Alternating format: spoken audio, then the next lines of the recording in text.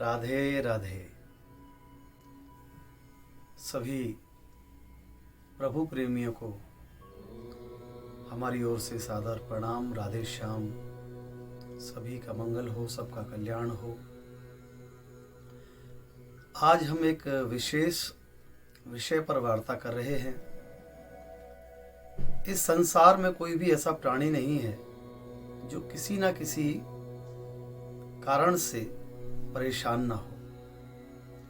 किसी को धन चाहिए, किसी को स्वास्थ्य अच्छा चाहिए, किसी को व्यापार अच्छा चाहिए, कोई संतान की जॉब ना लगने के कारण दुखी है, कोई बच्चे की शादी ना होने के कारण दुखी है।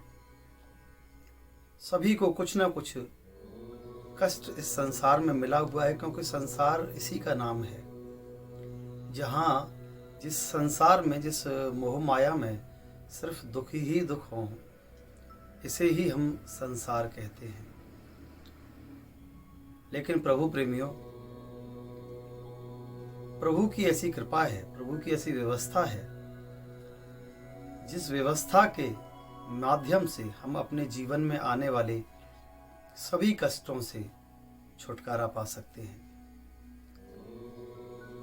अब सभी कष्टों से अगर हमें छुटकारा चाहिए तो उसके लिए कुछ उपाय करना होगा। तो आज मैं आपको एक ऐसा उपाय बताने जा रहा हूँ जिस उपाय के करने से कोई भी संसार का कष्ट, किसी भी प्रकार का दुख आपके जीवन में नहीं रहेगा। आपके जीवन में सदैव खुशियाँ, प्रसन्नता और आनंद ही आनंद होगा। देखिए,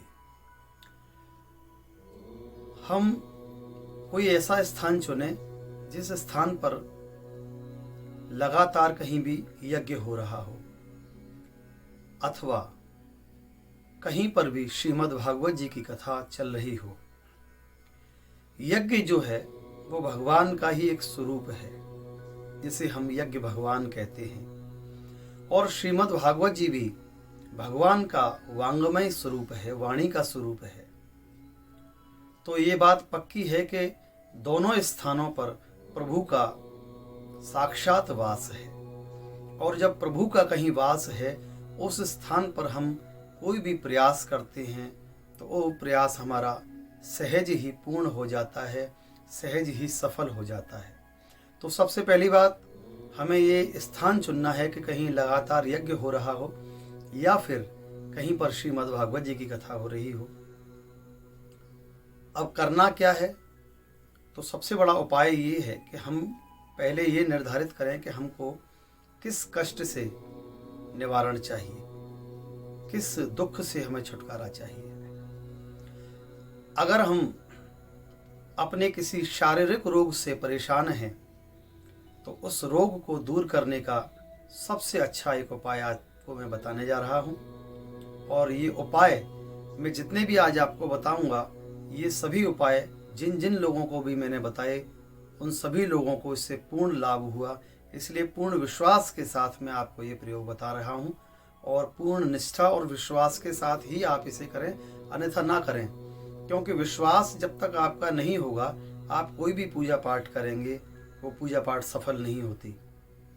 तो सबसे पहली बात यह है कि मन में विश्वास बनाकर रखें। और जहाँ कहीं भी यज्ञ हो रहा हो, जहाँ कहीं भी श्रीमद् भागवत जी की कथा हो रही हो, अगर आप किसी भी प्रकार के शारीरिक रोग से परेशान हैं तो आपको एक छोटा सा उपाय करना है कि 108 या तो बादाम की गिरी हो, या काजू की गिरी हो, या किशमिश हो, या अखरोट हो, कोई भी एक ड्राई फ्रूट हो, 108 की गिनती आपको पूरी करनी है। और उसे लेकर किसी भी यज्ञ स्थल पर या किसी भी भागवत जी के पंडाल में जाना है, और आपको एक एक परिक्रमा लगाते हुए वो एक एक गिरी वहाँ पर अर्पित करते जाना है और प्रार्थना करते जाना है जिस रोग के निवारण के लिए आप इस उपाय को कर रहे हैं। जब 108 परिक्रमा आपकी पूर्ण हो जाएंगी तो 108 परिक्रमा के साथ में आप प्रभु के सामने खड़े होकर दोनों हाथ जोड़कर प्रभु से प्रार्थना करें कि प्रभु, जिस निमित्त मैंने आपकी ये परिक्रमा की है, मेरे शरीर का एक कष्ट दूर हो, ऐसी आप कृपा करें। तो आप इस बात का अनुभव करेंगे कि धीरे धीरे उसी दिन से आपके शरीर में जो रोग है वो धीरे धीरे ठीक होना प्रारंभ होगा। ये पूर्ण विश्वास की बात है। अब जो व्यक्ति आर्थिक रूप से परेशान हैं, जिनकी जॉब नहीं लगती है, जिन्हें कोई ना कोई धन की आवश्यकता रहती है, और हम सभी जानते हैं कि संसार में ये कलयुग का समय है, यहाँ अर्थ प्रधानता है, तो बिना धन के ये जीवन में कोई कार्य आप नहीं कर सकते हैं। तो उसके लिए आपको सबसे अच्छा एक उपाय करना है कि जितनी भी आपकी सामर्थ्य हो, 1 रुपये का सिक्का, 2 रुपये का सिक्का, 5 रुपये का सिक्का, 10 रुपये का नोट, जैसी आपकी श्रद्धा हो, जितना आपको ईश्वर ने दिया हो, उसके अनुसार आपको 108 की गिनती पूरी करनी है।